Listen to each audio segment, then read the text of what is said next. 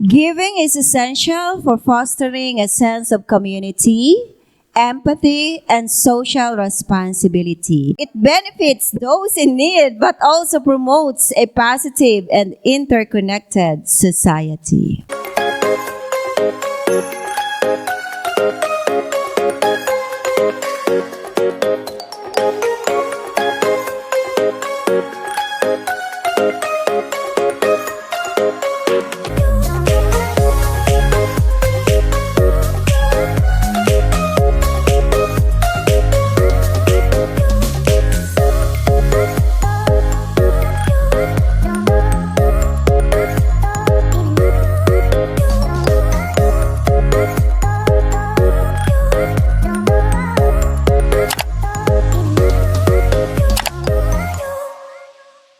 Good morning once again and welcome to Usapang Kristiyanong Tahanan.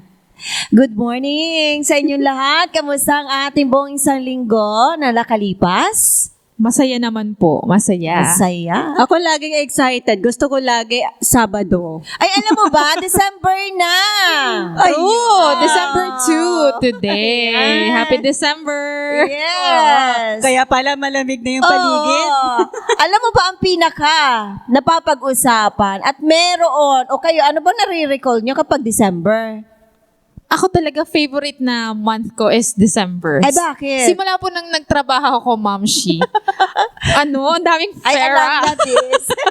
Parang, Yeah. parang ito yung talaga may marireceive ka, Oo. magbibigay ka. Kaya favorite ko talaga to. Lalo nung nagka-baby na ako, Nina. Totoo yan, no? Di ba? Ako naman nung bata ako, lagi ko excited ako pag December kasi nakakatanggap ako ng pag hindi pera, regalo. Oo. Aba, nalaala mo pa ba noon? Kapag December na, pinaghahandaan natin yung mga medyas-medyas. Oo nga eh, yun yun. Kayo Opo. ba? Naranasan nyo ba yun? Naabutan ko pa po yung magsasabit ng medyas. Ako din. Ay kasi kami nung bata kami, hindi naman uso sa amin gumawa ng Christmas tree kasi nasa bundok kami eh. Oo. Ang nilalagyan namin ng medyas sa bintana. Oh, yan. Ibig sabihin, pagpapakita nyo na mayroon kang pag-asa na may matatanggap ka. Oo. Diba? Ayan. Kaya sa araw na ito, ating pong pag-uusapan ang the art of giving. Masaya bang magbigay? Ako po personally, masarap. Masaya. Masaya. Masaya talaga. Oo. Nakakatuwa pag nagbigay ka eh. Parang ang sarap-sarap sa pakiramdam. Oo. Hindi mo ma-explain kung ano yung kaligayahan na ramdaman mo. Pag nakita mo yung binigyan mo ay masaya. Ayun. Exactly. Totoo po. Exciting, ano? Kasi nga, ang December na ito, andito yung spirit, sabi nila, no, all over the world. Ito yung kasabihan na merong spirit ng giving. Ano, di ba?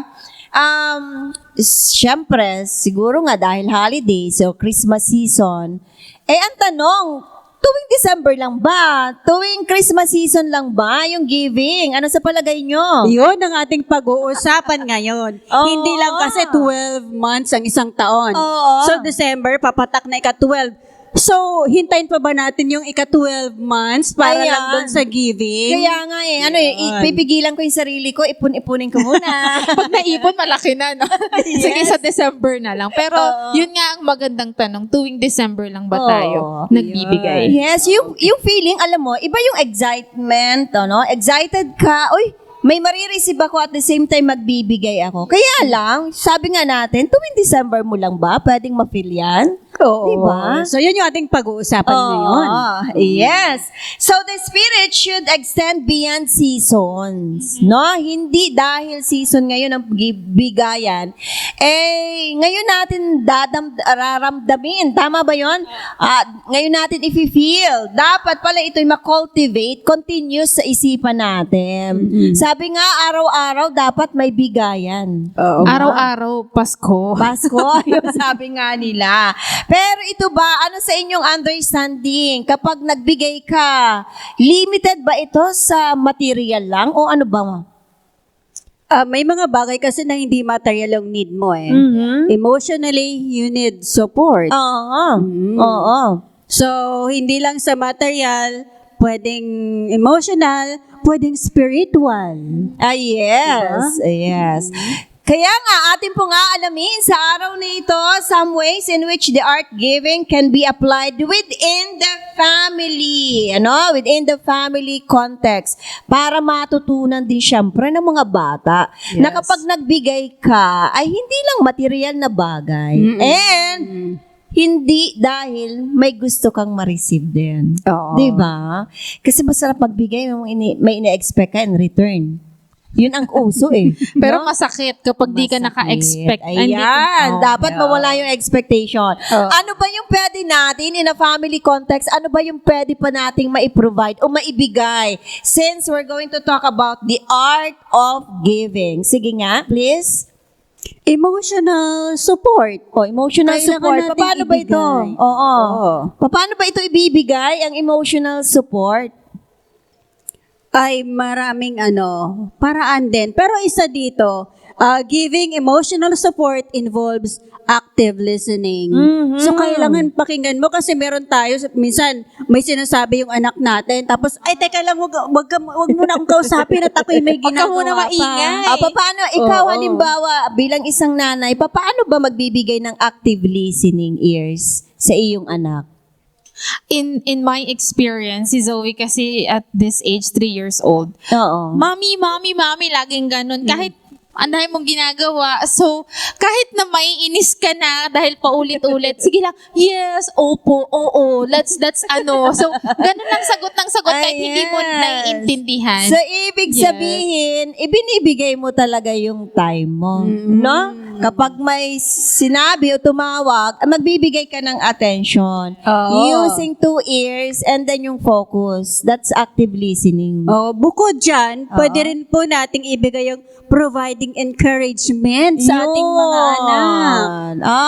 Kasi dumadaan sa buhay nila minsan na down sila, Oo. frustrated. Oo. Tapos minsan nakaka-feel sila na parang wala, yung effort nila worthless. Yes. So, yes. nararamdaman nila yon. So, kung paano natin maibigay naman yung encouragement True. sa kanila. True. Diba? And another one is showing empathy.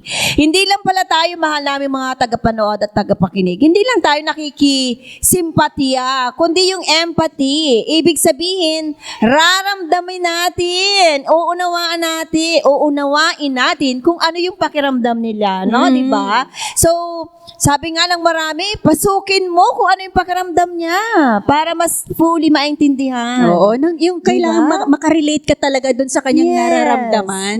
Hindi pala rason yun, yan lang eh, ano ka ba? Ha? Oo. Ano ka ba? Huwag kang ma-depress. O, diba? Hirap wag kang sabihin emo. ganun. Tapos like sasabihan ka pa, ang babaw mo naman. No. Hindi, no. So, kailangan at napakahalaga yung emotional support. O, mami, ano ba yung sunod natin na pwede nating maibigay? Next one is time and presence. Ito, napakahalaga Oo. nito talaga. Giving that gift of time by being present and engaged in family activities is available. So, iba po kasi yung present ka lang. Oo. Dapat, ano ka? Anong tawag dito? Engage ka. Kasi Ayun. di ba sa panahon ngayon, kapag reunion, umattend ka nga, pero hindi ka naman nakikihalubilo, sa cellphone ka lang. Yes. So, wala din. Oo. Di ba po? So, dapat you're engaged. So, mahalaga pala ito sa family, na merong kayong quality time. Kahit na matatanda na, kahit malalaki ng mga anak, very important pa rin yung quality time, Oo. Meron nga yung yung mga siblings na kahit malalaki na sila, Oo. they set schedule talaga Oo. na magme-met silang, mag-dinner date silang Yes. magkakapatid.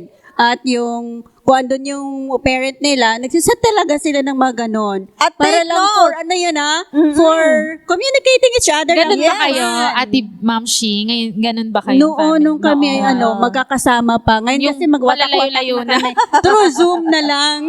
Ay, alam nyo ba, ang uso ngayon, oo nga, may family gathering, pero kanya-kanya namang hawak sa cellphone. Ayun. So, wala din yung quality time.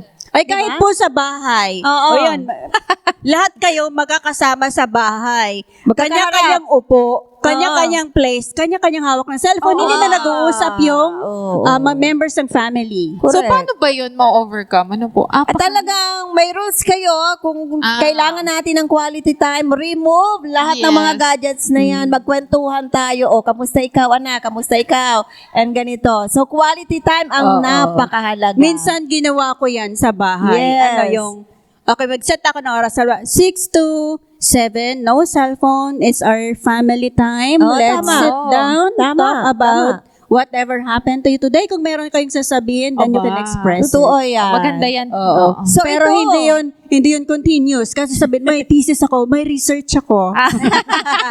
mag-post din naman, post din naman pag kailangan para nga magkaroon. Ang quality time kasi, hindi naman ibig sabihin ay the whole day o ilang Oo. oras, no. Kahit yan ay 30 minutes as long as meron kayong quality time Oo. together. So, just few minutes, Yeah, okay na yun. yes. Yung makumusta mo lang. Oo. Malaman mo kung Oo. ano yung nangyari maghapon. True. No? Yan. Yan pong ating tatandaan, hindi lang material na bagay. Ito pwede nating ibigay.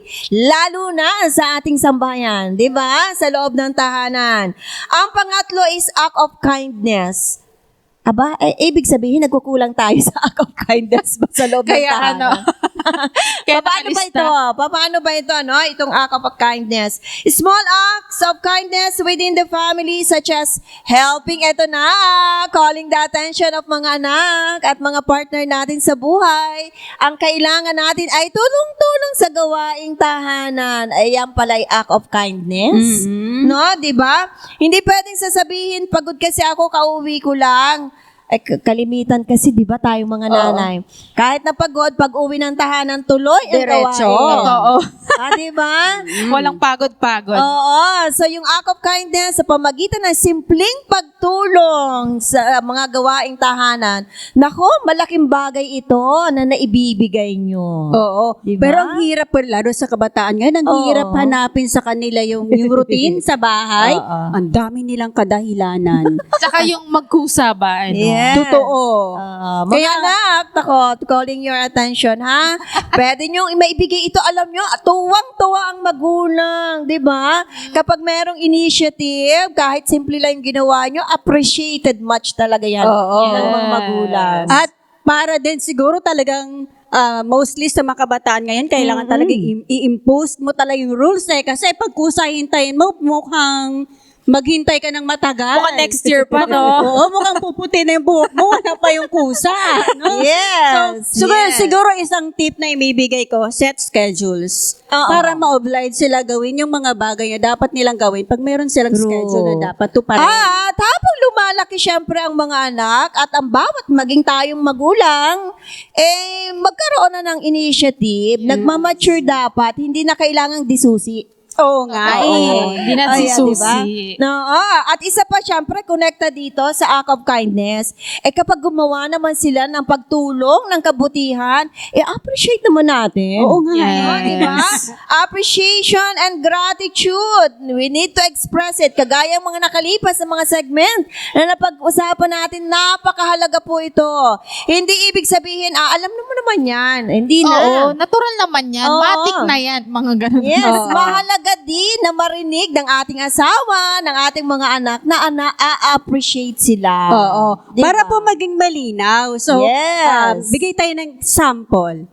Dito, Dito sa sa appreciation and gratitude. So, may tanong po ako sa inyong dalawa. Okay. So, sa loob ng tahanan, what is something that makes your life easier? Oo. Mami Tet.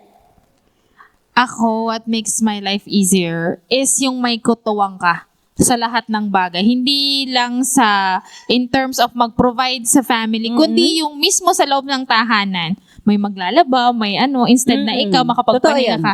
So, para sa akin, that is what makes my life easier. Oh, Totoo yan. Ako thankful. ganun din. Kasi ako alam niyo yung buhay ko, yung pacing ko, para akong turumpo every day. So for me, mas mapapadali kung nakikita kong may nagkukusa na. Ayun. Hindi naman kasi ako palaasan na lahat ibibigay sa iyo. Pero yung a simple thing na nagawa mo, yung acts na yon, Oo. malaking tulong na yon at Oo. kaginawahan sa aking isip at Oo, katawan. kasi natural sa ating mga mamis, ganun lang Oo. talaga.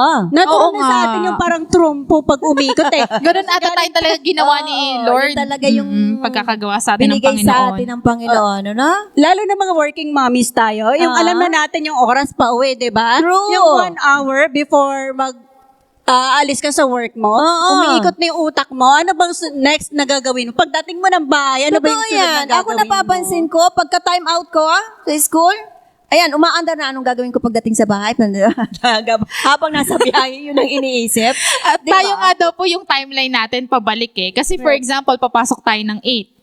Pero yung timeline natin, dapat magising ako ng 4, magluto ako ng gano'n. Yung pabaliktad, ano po, hindi Yeah. Totoo yan. No? Pakatandaan po natin ha, appreciation and gratitude ay mga bagay na pwede nating ibigay sa loob ng Yes. tahanan, sa ating Yes. kapamilya. Oo. O, Mami Tet, ano bang sunod dyan? Ayan, financial support. Ayan. Ayan. Tanong mo na, Mami Tet. Ano Kasi alam ko, linya mo to. Oo nga eh. Oo. How does family problem affect family relationship? Kapag wala Family Oo. problem. Yung financial. Sa financial. How does financial problem affect the family? Kapag ang mga uso kasi may tinatawag kasi na parang sandwich generation na for example yung parents mo lumaki sila na wala silang ipon ganyan. Oo. So kayong magkakapatid, it's your responsibility na mag-provide sa family, sa parents. So minsan kapag ang mga isa lang yung nagbibigay, ganun, syempre yung isang yun ano siya, lalo, for example, may family na siya. Yung Oo. isang yun, or yung dalawang yun na magkapatid, Nauubusan oo. naman. So doon, syempre, i-message niya yung kapatid niya, ikaw naman magpadala, o ikaw naman magbigay. Hindi ganon. So doon nagkakaroon ng, ng conflict, no? When it comes to responsibility in the Totoo yan. finances. Totoo. At alam niyo ba, according sa research, malimit na gumagawa nito ng pagtulong, may extend sa family mo, sa family ng asawa mo. Malimit Oo. babae. Oo nga. Ang nakakaisip Oo, no. nito. Oo. Hindi kasi tayo siguro mga nga, babae, relate kasi tayo eh. And, sa mga lalaki, sa mga husband kasi, syempre, meron na silang bagong family. So, focus sila kung paano ma-provide. Sa kanilang Oo, bagong oo, pamilya. oo. So, it's good din. Responsibility din natin sana na hindi lang yung ating pamilya, kundi maidamay natin, ma-extend natin. Yung no? ating... Oo. Yung pag-alala. Pero according sa study, malimit yan na nakakaisip ay mga Yung kababa- wife. Mga Yes. wife. Okay. Totoo. Kaya innate sa atin, mga babae. No? Oo, kasi parang, ay, sa mag-asawa naman kasi, ang tagahawak naman talaga ng budget is the wife. Oo. Oo. Kaya siguro, naging automatic sa atin Yes. na tayo Pero- yung nagbabudget Oo. kasi. Merong mga kultura na lalaki yung nag-handle. Meron. Meron. Meron din naman na nag-uusap syempre sila. Pag alam na gastadora. True. Syempre, usap tayo. O sino?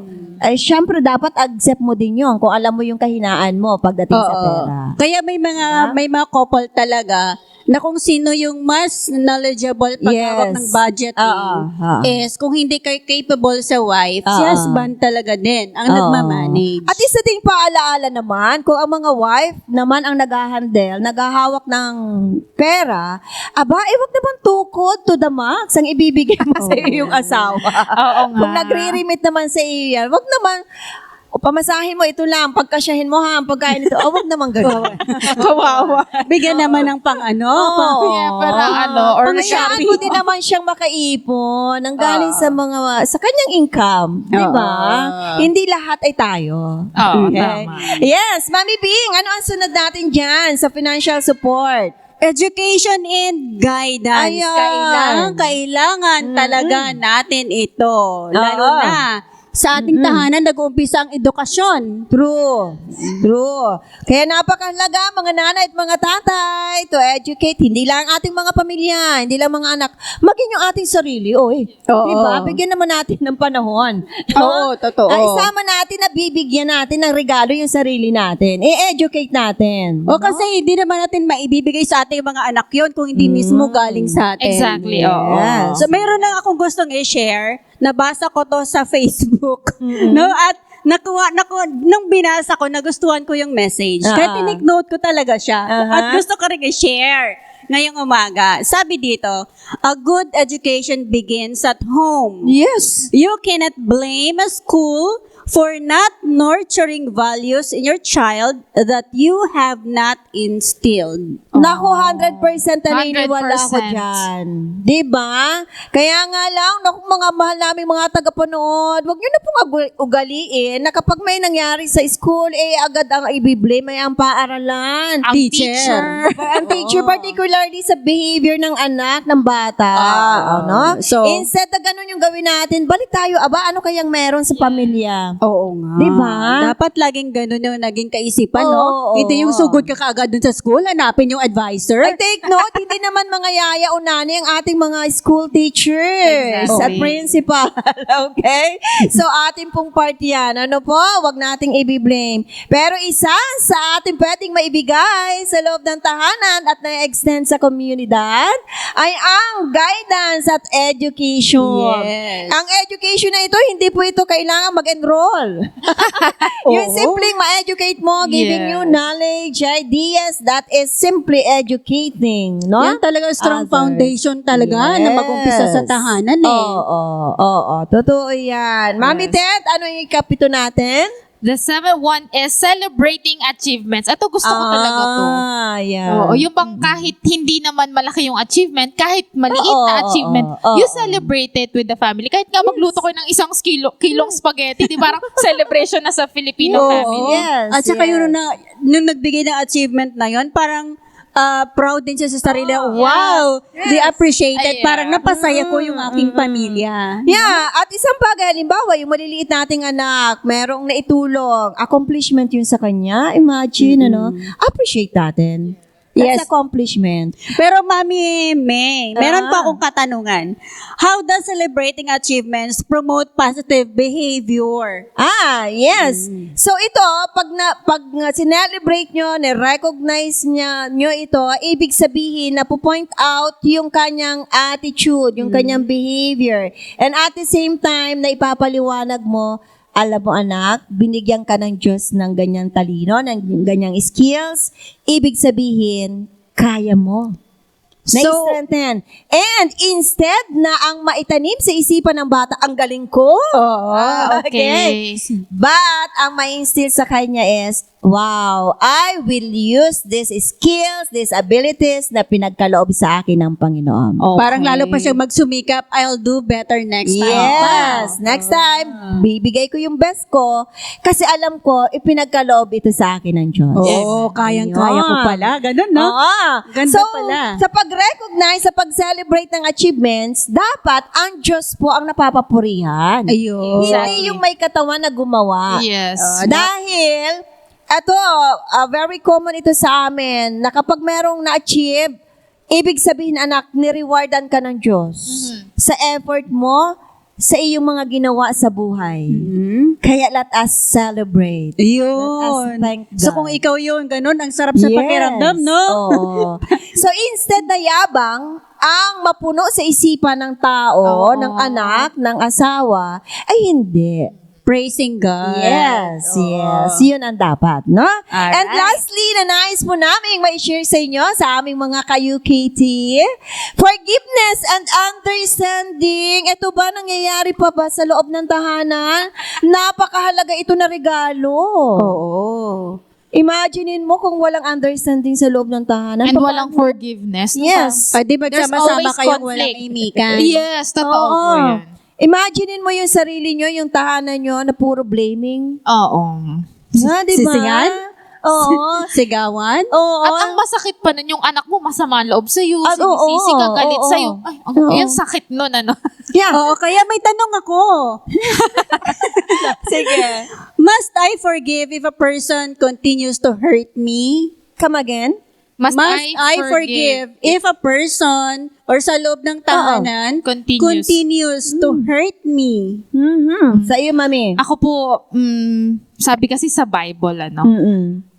you must forgive like 7 times 7 or parang ganon. So, yung ang Panginoon nga, endless yung forgiveness. No? Yes, Tayo pa kaya. So, tayo mismo, ako like kung sinasabi, kung ikikerry ko yon, ako din, ako ang lugi. Siya nga hindi niya iniisip or kasi ako din yung masasaktan, ako yung mga problema. Ngayon, just let it go. Just forgive. And let Yes. it go. And imagine yourself, stress na stress ka, tapos sarap na ng tulog nung humingi ng sorry sa'yo. Luging-lugi talaga, nako. Pero ikaw galaiti pa yung galit mo. O sino ang lugi? Sabi mo nga, di ba? Yung sarili mo din. Okay, so unang-una mo na lang gagawin magpatawad. Yes. At unawain. Unawain mo na lang siya, ba't siya laging ganyan? Correct. So wag mo na lang din saktan ng sarili mo. Oo. Magpatawad ka na at umunawa. So, ibig sabihin may acceptance tayo. Yes. Di ba? Naku, napakahalaga po ng mga paalaalang ito. Those ways in which the art of giving, can be applied within the family context. Ano? So, yung emotional support, yung time presence, act of kindness, ano pa nga yung nasabi natin kanina? Appreciation and gratitude. Yeah. Financial support, education and guidance. And celebrating achievements, forgiveness, and understanding. Mga ka-UKT, Usapang Kristyanong Tahanan, naku, napakalaga po nito na makita sa loob ng tahanan. Hindi lamang ito pang buwan ng December or Christmas season, but sa buong panahon ng pagsasama sa loob ng tahanan. And take note, hindi lamang pamilya ang nagbe-benefits, pati ang church at ang komunidad. Yes. Diba? Kaya po ating alalahanin ang mga simpleng paalala ng ngayong araw ng Sabado, dito lang sa Usapang Kristyanong Tahanan.